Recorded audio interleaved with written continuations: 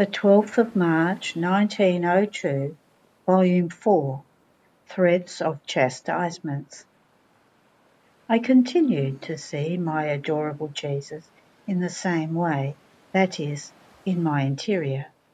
But I would see him inside of me, giving his back to the world, with a scourge in his hand, in the act of casting it over the creatures, and with this it seemed that chastisements would occur over crops, as well as mortality of people. In the act of sending that scourge, he spoke words of threat, among which I can only remember, "I did not want this, but you yourselves have provoked me to exterminate you. Well then, I will exterminate you." Having said this, he disappeared. End of the reading. The 12th of March 1903, Volume 4. The sacrifice of Jesus continues in his Eucharistic life, in which he exercises continuous pressure on the Father for the sake of mankind. A soul who is victim with him must also put this continuous pressure on him. As I was in my usual state, I saw myself as all alone and abandoned. Then, after I struggled very much, he made himself seen in my interior, and I said to him, "My sweet life, how is it that you have left me alone? When you put me in this state, everything was union. We arranged everything together, and with sweet force you drew me completely to yourself. Oh, how the scene has changed! Not only have you abandoned me, not only do you not put any pressure on me to keep me in this state, but I myself am forced to put continuous pressure on you, so as not to go out of this position, and this pressing you is a continuous dying for me." And he told me, "My daughter, the same happened when in the consistory of the Sacrosanct Trinity the mystery of the Incarnation was decreed in order to save mankind, and I, united with their will, accepted and offered myself as victim for man. Everything was union among them, and we arranged everything together. But when I set to work, a point came, especially when I found myself in the sphere of pains, of opprobrium, loaded down with all the wicked deeds of creatures, in which I remained alone and abandoned by all, even by my dear father. Not only this, but loaded down as I was with all pains, I had to press the Omnipotent One to accept and to let me continue my sacrifice for the salvation of the whole of mankind, present and future, and I obtained this, and the sacrifice is still lasting. The pressure is continuous, though it is all a pressure of love. Do you want to know where and how? In the sacrament of the Eucharist. In it the sacrifice is continuous, perpetual is the pressure I put on the Father to use mercy upon creatures and on souls in order to obtain their love. And I find myself in a continuous contrast, dying continuously, though all deaths of love. So aren't you happy that I let you participate in the periods of my very life? End of the reading. The 12th of March 1904, Volume 6. Threats of War. All Europe lays on Louisa's shoulders. Since Louisa is ill, I imposed on her to dictate to me. As she could not disobey, she dictated what follows with great repugnance. As I lamented to our Lord that, while I felt in suffering, he would still not take me to heaven, Blessed Jesus told me, "My daughter, courage in suffering. I do not want you to afflict yourself in seeing yourself not yet taken to heaven. You must know that all Europe lays on your shoulders, and the good or bad outcome for Europe depends on your sufferings. If you are strong and constant in suffering, things will be more bearable.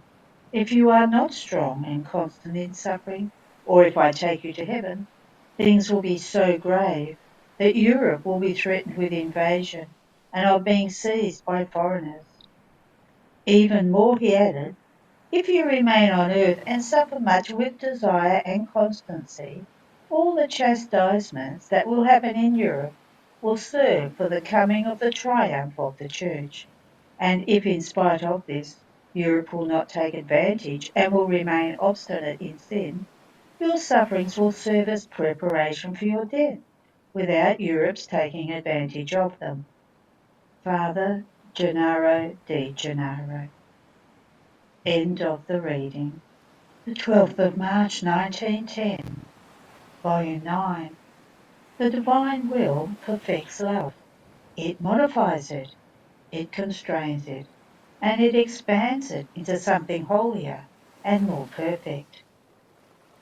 As I was in my usual state, Blessed Jesus came just in passing and told me, my daughter, my will perfects love.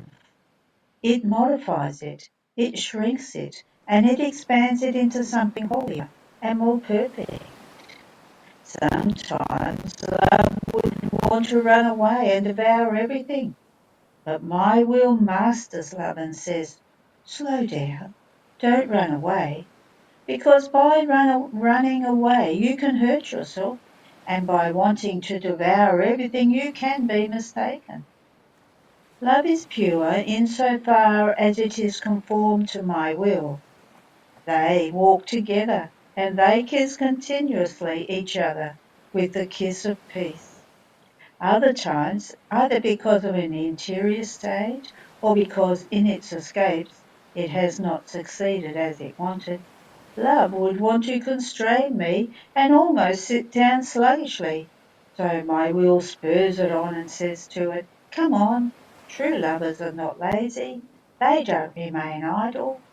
When it is enclosed in my will, only then is love safe. So love makes one appreciate and desire something, and it is taken by follies and by excesses, while my will tempers and calms love itself, and nourishes the loving soul with a food more solid and divine. Therefore in love there can be many imperfections, even in holy things, while in my will, never. Everything is perfect. My daughter, this happens especially in loving souls who have received the grace of my visits, of my kisses and caresses. They remain prey to love, while I deprive them of myself. Love takes possession of them, and renders them panting, fidgety, delirious, mad, restless, impatient. So if it wasn't for my will that nourishes them, calms them, strengthens them, love would kill them.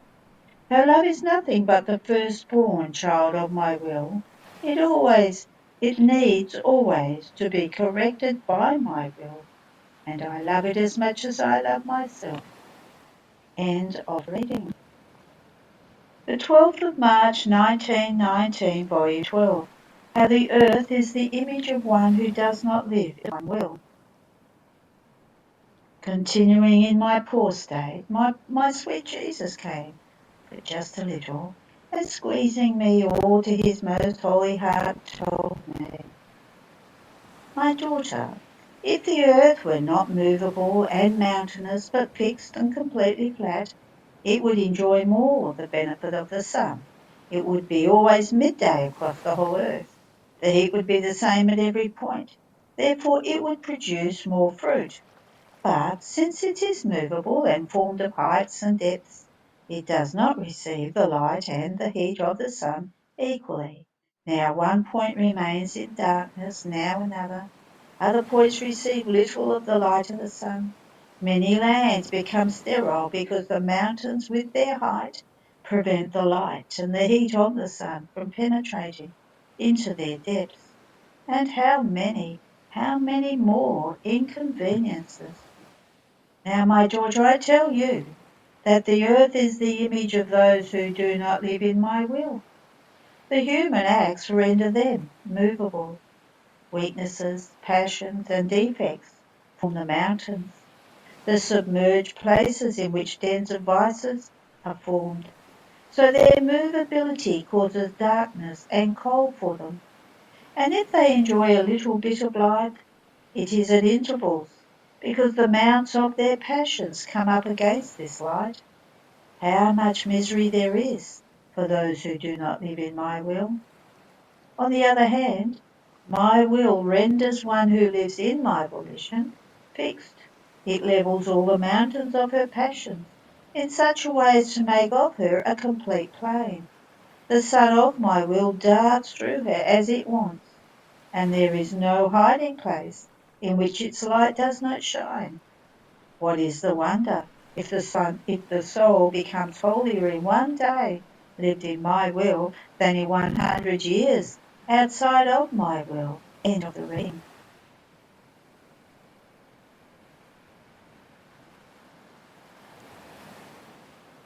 The 12th of March, 1921, Volume 12, The Divine Will, Grain, which will become food, Louisa, the straw that clothes it and protects it. I was saying to myself, my Queen Mother provided the blood in order to form the humanity of Jesus within her womb. And I, what will I give in order to form the life of the divine will within me? And my lovable Jesus told me, my daughter, you will provide to me the straw in order to form the ear in which I will be the grain. I will give my will as food to nourish all the souls who will want to eat of it. You will be the straw which will preserve the grain.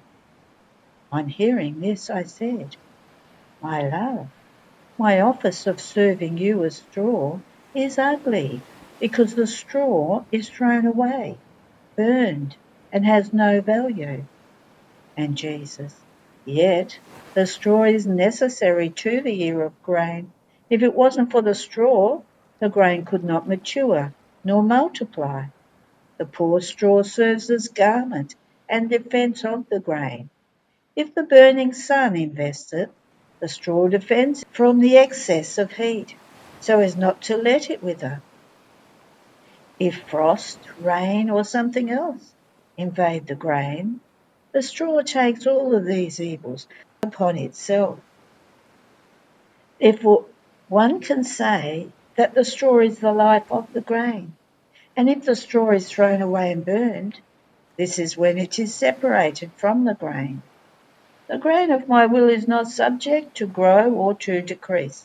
As much as they take of it, it will not diminish of one single grain.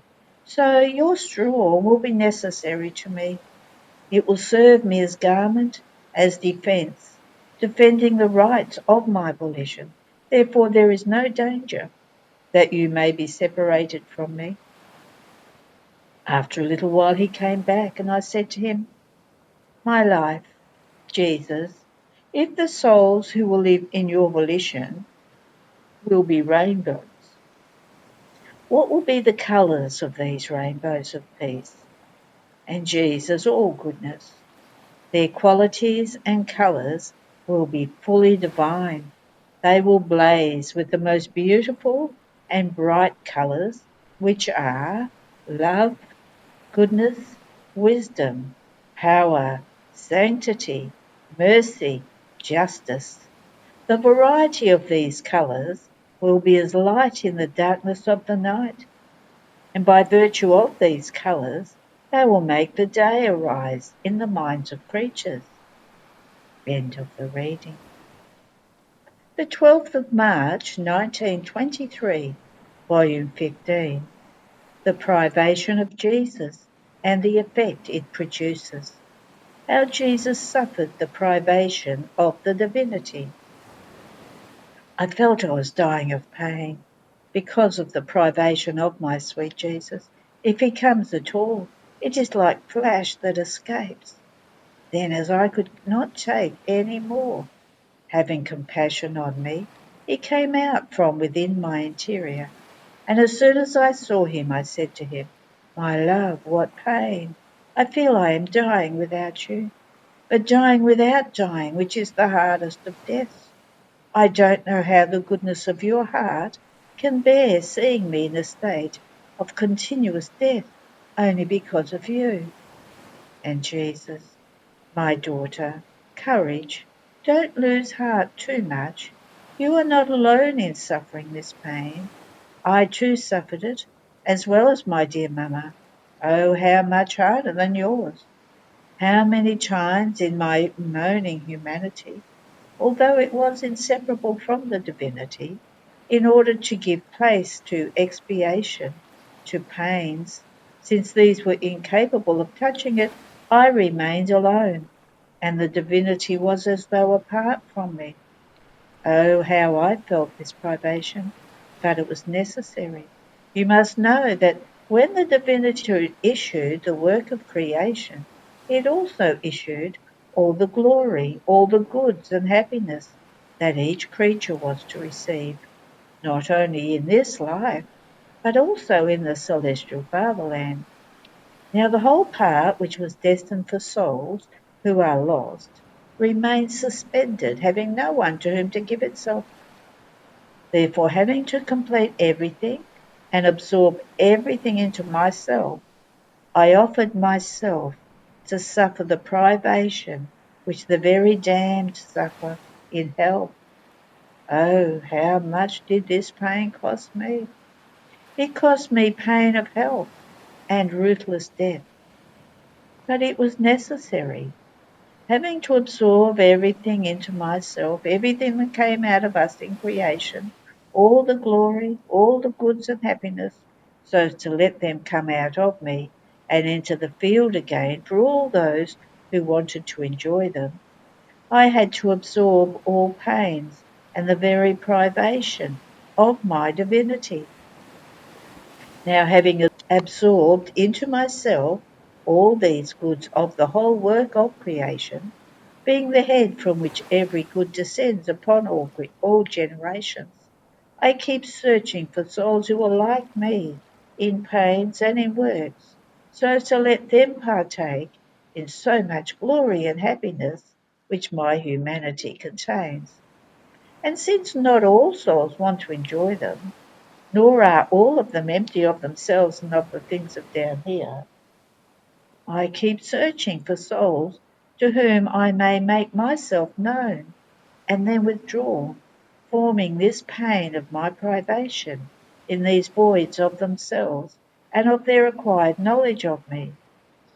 In the privation she suffers, the soul comes to absorb into herself this glory of my humanity, which others reject. Had I not been almost always with you, you would not have known me nor loved me, and would not feel this pain of my privation, nor could it form in you.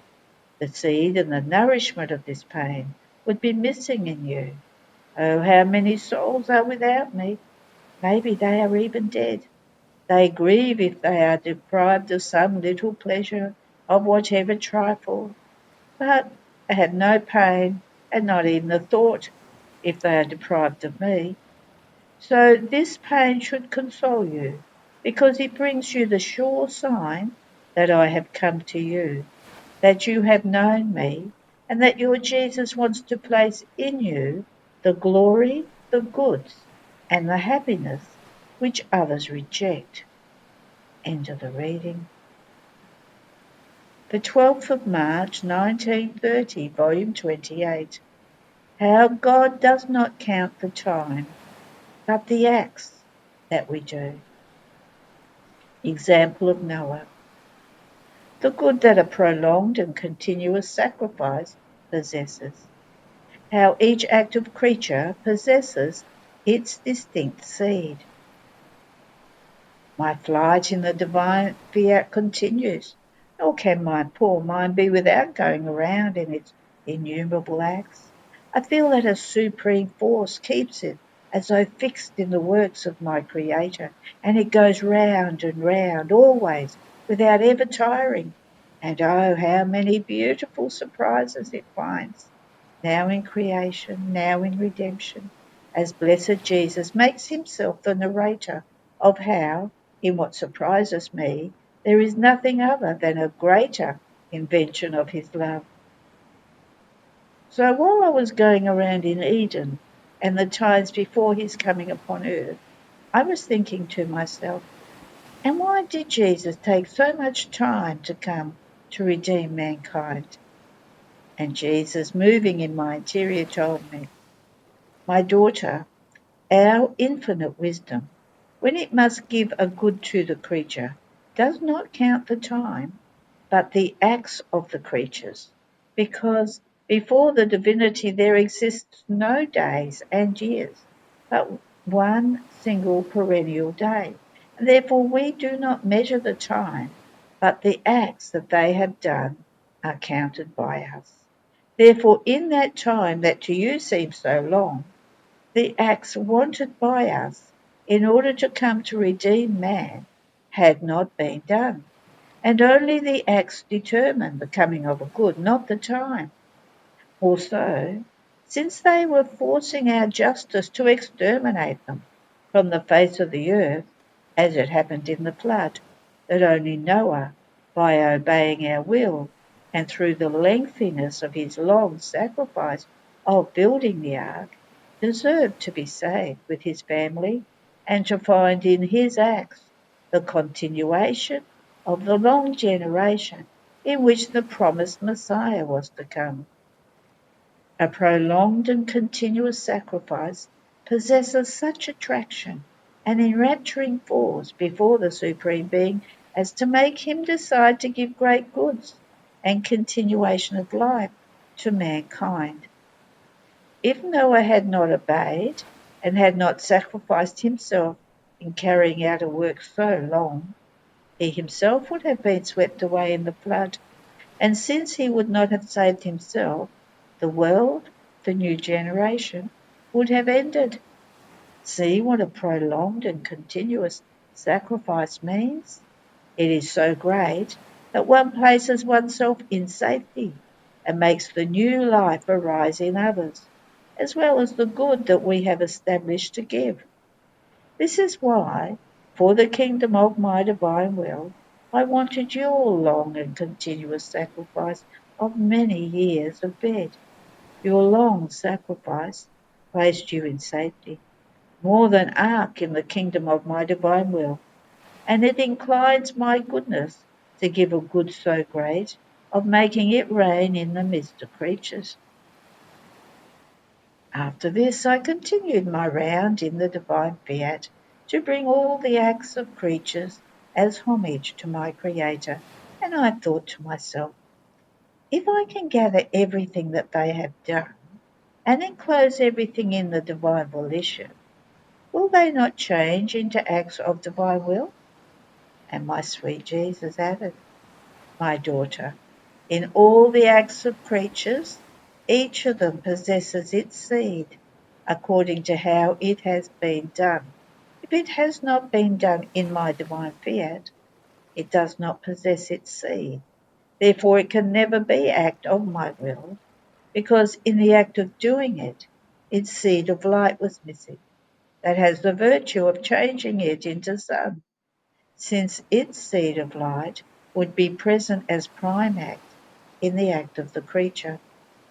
In the acts of creatures, it happens that if a person has the seed of flowers, by sowing it he will have flowers, and if he sows the seed of fruits, he will have fruits. And neither will the seed of flowers give fruits, nor will that of fruits give flowers, but each one will give according to the nature of its seed. The same with the acts of creatures. If in the act there was a good intent, a holy purpose, to please me, to love me, in each act one will see the seed of goodness, in another, the seed of sanctity, the seed of pleasing me, the seed of loving me. These seeds are not light, but they symbolize some the flower, some the fruit, some a little plant, and some a precious gem, and I feel the homage of the flower, of the fruit, and so forth, but not the homage that a son can give to me. S-U-N. And as all these acts are gathered to enclose them in my fiat, they remain as they are, each one with the nature that the seed gave it, and they appear as acts that the creatures can do, not as acts that my divine will can do with its seed of light in the acts of creatures. The seed of divine will is not given by it. If not, when the creature lives in it and gives it the first place of honour in her acts. End of the reading. The 12th of March, 1933, Volume 32. How created things are the coverings that cover the divine will. Example of a disguised king. How creation and redemption are always in act in order to call the creature to operate together. My celestial sovereign Jesus, hide me within your divine heart, such that, not outside of you, but inside of the sanctuary of your heart, I give beginning to the present volume. The pen will be the light of your divine volition, dipped in the furnace of your love, and you dictating to me what you want to tell me. I will act as mere listener, and I will lend the paper of my little soul, so that you yourself write what you want, as you want, and how you want. Mind, my lovable teacher, to not let me write anything by myself, otherwise I will make 1,000 blunders. And you, sovereign queen, hide me under your mantle. Keep me defended from everything. Never leave me alone, so that I can complete the divine will in everything. So I continued to think about the adorable Fiat, and I felt myself surrounded by all created things that each one said, I am the divine will. What you see on the outside of us are the covering, the garment that covers it. But inside of us, there is its palpitating and operating life. And oh, how glorious, honoured we feel, because we form the garment for the divine will. The sun forms the garment of light, the sky the garment of azure, the stars the garment of gold, the earth the garment of flowers. In sum, all things have the honour of performing the garment for the divine will, and all in chorus we make feast. I remained marvelling, amazed, and I said to myself, oh, could even I say, I am the garment of the divine will? How happy I would feel. And my great King Jesus, visiting his little daughter, told me, my good daughter, King, Creator, Divine Will, means to dominate, invest, and keep our life inside of each thing created by us. To create means to extend one's own life, to hide our creating will in the same thing created by us. This is to create, to call things from nothing, to enclose the all there in order to conserve them in the integrity of beauty as we created them. Now you must know that my will is as a king disguised in each created thing. If creatures know it under these garments, it reveals itself and abounds in giving its divine acts and its royal gifts that only this celestial emperor can give. If then it does not become known, if it is unnoticed by them, hidden without making noise nor show of its royal person, nor abounding in giving its gift that only a volition so holy can give, then creatures touch the garments, but of it and of its gifts they do not know anything, and they receive nothing. And my Fiat remains with the sorrow of not having been recognised, and with the nightmare of not having given its divine gifts, because not knowing it one lacks the capacity and the will to receive royal gifts. I act as a king who, disguising himself, passing through the midst of the people. They pay attention to him, even though he does not wear royal garments. They know him by his ways, by his face, and gathering around him, they will give him the honours of king, and they will ask for gifts and favours, and the king will award the attention of those who recognise him disguised, and he will give them even more of what they want. And to those who do not recognise him, He will pass unnoticed without giving them anything, even more because they themselves do not ask him for anything, believing him to be one of the ordinary people. In the same way does my will act. When it is recognized under the garments of created things, it reveals itself, and it does not wait like the king to be asked for gifts and favors, but it itself says, I am here, what do you want?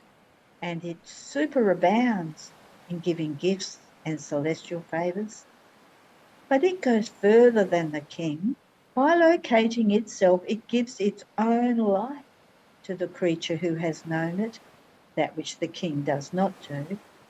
Now you also can say, I am will of God, and make of yourself the covering, the garment that hides my divine will, not only if you recognize it in all created things, but if you recognize it in yourself, if you give it the dominion in all your acts, and if all that which the covering makes of your being you place at its service in order to make its life grow in you, it will fill you so much that nothing will remain of you except just the garment that will serve only as covering.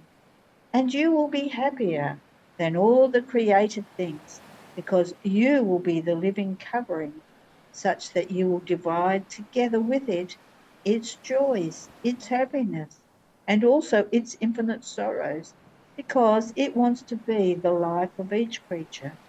But ungrateful, they do not give it the full dominion. In some, you will always live together, keeping each other perennial company, forming one single life. After this, I continue to follow the acts done by the divine will in creation. And since it is always in the act of creating it in virtue of the conservation that it incessantly exercises in each created thing, so I find it always in the creating act, in order to say with deeds to everyone and to each one, how much I love you. Just for you I am creating all this machine of the universe. Oh, please recognize how much I love you. But what surprised me more was that the eternal fiat waited for me.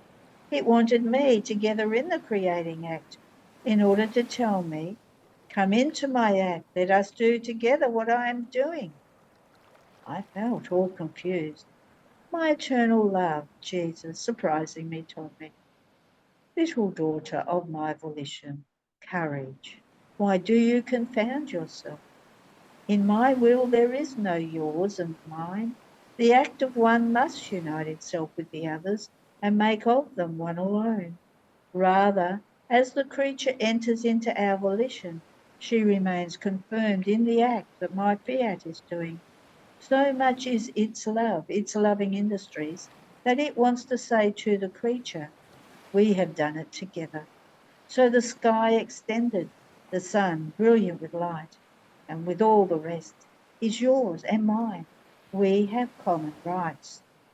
Therefore I always have the present act, because I want the creature together with me, she for whose love alone I am always operating, in order to hear said to me in the same act that I work, I love you, I love you, I love you. Not to have an I love you in works too great and marvellous, not to be recognized, would be as if our love would remain defeated. But no. In so many, we must find someone who remains together with us, loving and operating, who gives us the little exchange in order to let our love find its outlet and its happiness on the part of the creature. And as she enters into our fiat, she remains confirmed and bound in its divine acts, in a way that its binding virtue binds God and the creature. And as in creation, so in redemption. There are no past acts, but all acts in act and present.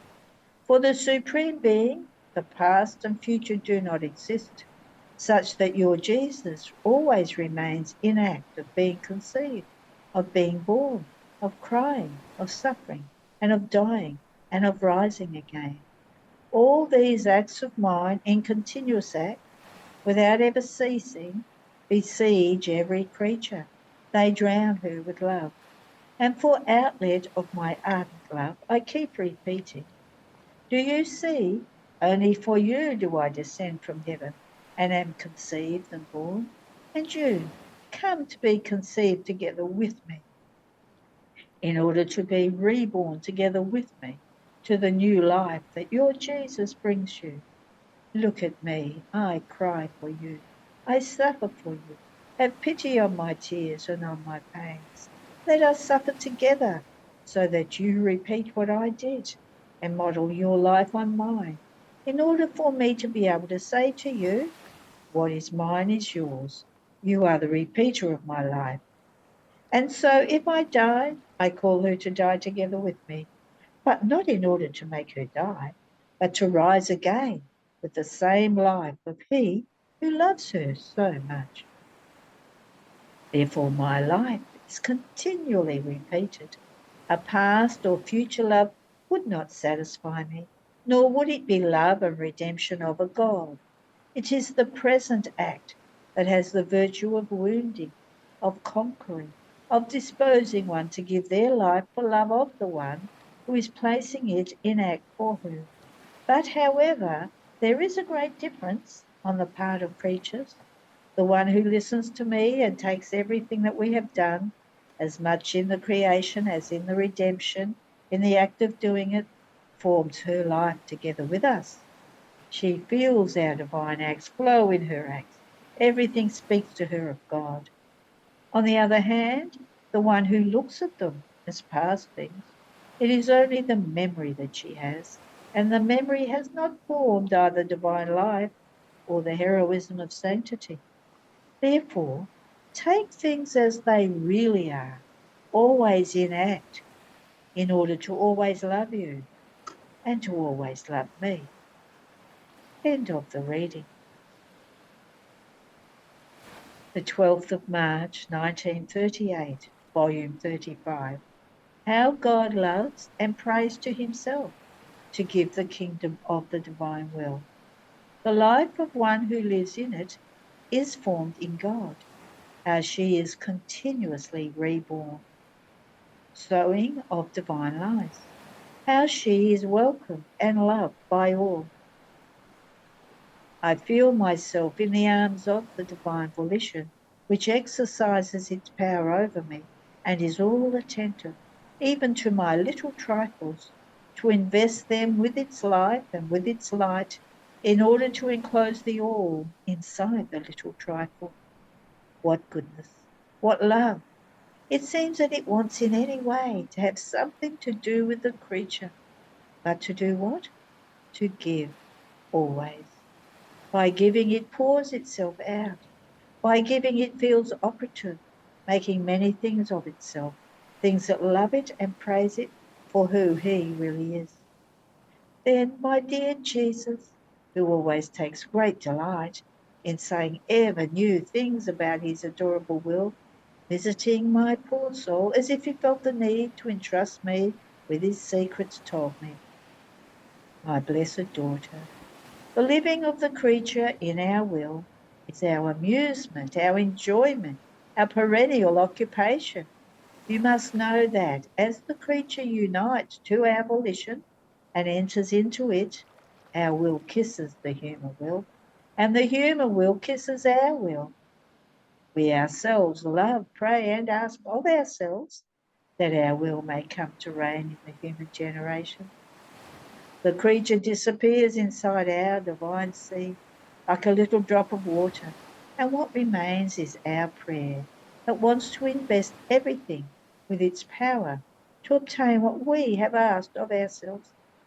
We cannot do without answering our own prayer. Therefore, once we have prayed, we set ourselves on the way, wandering across all nations and through every heart, to see if we find even a small disposition to live in our will. So we take that little disposition in our creative hands. We purify it, sanctify it, and embellish it, placing inside of it the first act of our will. And we wait to be able to place the second act, the third act of the life of our Fiat, and so forth. Therefore, all that the creature does in our will is actually done by ourselves. We love, we pray. One can say that we commit all of ourselves in order to give what we want, and it is impossible not to grant to ourselves. Do you see then what it means to live in our will? It is the imposition of the creature over ourselves, making us do what she wants, making us give what she wants us to give. After this, my beloved Jesus added, "My daughter, the life of one who lives in our will is formed within our divine being. She is conceived, born, and reborn continuously, just as our divine being is always in the act of generating. In the same way, she is always in the act of being born again. And as she is born again, she is reborn to new love, new sanctity, and new beauty. As she is reborn, she grows and takes always from ourselves. These new births are her greatest fortune, and ours as well, because we feel that not only does the creature live in us, but she is also born again, and she grows in our life, being renewed in our very act, which is always new. And as she is reborn, we delight in looking at her, because she acquires a new beauty, more beautiful, more attractive than the one before. But does she perhaps remain there? Ah, no. More beauties will invest her without ever ceasing, so many as to enrapture our gaze, preventing us from moving it to enjoy in her our endless beauties. And we love our beauties, from which we incessantly invest her.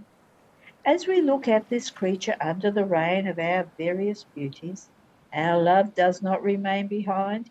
It makes her be born again every instant in our love, which is always new.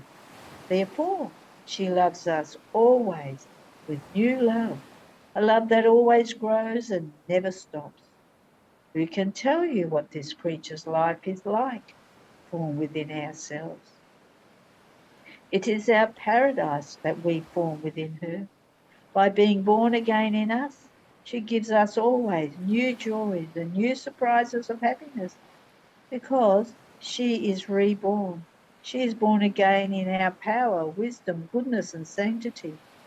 Recognizing our life in her, we love her as we love ourselves. Now, as she is born again within us many times, we give her virtue to be able to receive our sowing, so that we can sow in her as many of our divine lives as we want. And here it is, our will coming into the picture. With its fiat, my will speaks and creates. It speaks and sows divine lives, making them grow with its breath, feeding them with its love, giving them with its light the colours of all the various beauties. And since this is life reborn in us many times and grown within us, we have infused in her all the attributes necessary to be able to receive the sowing of our divine lives. These lives are the most precious. They possess the divine virtue. They have our same value. We can say, we ourselves formed many of our lives and sowed them within the creature. Comparing these lives to the sun, its light remains like shadow before them. The expanse of heaven is small compared to them. Would you like to know what the use of these lives of ours will be, that have been formed with so much love in the creature? They will serve to populate the earth and to generate the life of our will in the human family. They are our lives, my daughter. Our life never ends. It is eternal with us. Therefore, they are all in waiting to take possession of the creatures in order to form one single life with them. This is also the cause, our great divine reason for which we have been speaking for so long about our divine will. Each word we say is one of our lives that we deliver. It is a birth that we give to the light. Every word that we pronounce on our fiat is a life that we expose, that puts itself in communication with the creatures. Every knowledge that we manifest carries our kiss, so that the creature may form our life at every breath. And since life has motion, warmth, heartbeat, and breath, she must also feel by necessity this life of ours within herself. This life will have the virtue of transforming the life of this fortunate creature into itself. Therefore, my daughter, be attentive. Do not allow even one word on our fiat to escape you, because they are lives, lives that we live inside other creatures. The value of one single word on our fiat is so great that the whole of creation, oh, how behind it remains. The creation is our word, while one word on our fiat is life, and the life always costs more than all the words. Further, our love for this creature who receives the sowing of our divine lives is so great that as we speak to her about our will, our eternal love pours over her, unleashing itself and feeling loved in return. The weight of human ingratitude, of not being loved, remains empty because we find one who loves us with our love. This has the virtue of making up for all the love that all the creatures should give us, of burning all their evils, and of filling and shortening the greatest distances. Our love finds in her our refreshments, our revenges, so we love her infinitely. But we are not satisfied in loving her by ourselves. We make her loved by the celestial Queen as more than tender daughter, by the angels and the saints as their inseparable sister. We make her loved by heaven, the sun, the wind, by everyone. They feel in her the strength, the virtue of our love. They feel fortunate to love her because she is the bearer of joys for all. And our love and the content we feel are such that we call her our consoler, our fiat, whom we keep on earth, our depository. All is ours within her. End of the reading. There are no more readings today.